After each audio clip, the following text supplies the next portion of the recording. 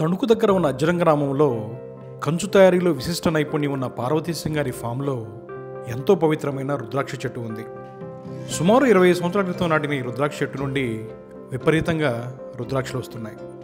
మనం కొనుక్కున్న రుద్రాక్షల కన్నా మనం బాగుండాలని మంచి మనసుతో ఇచ్చిన రుద్రాక్షలు ఎంతో మంచి ఫలితాలను ఇస్తాయని నమ్ముతారు పార్వతీశం గారు.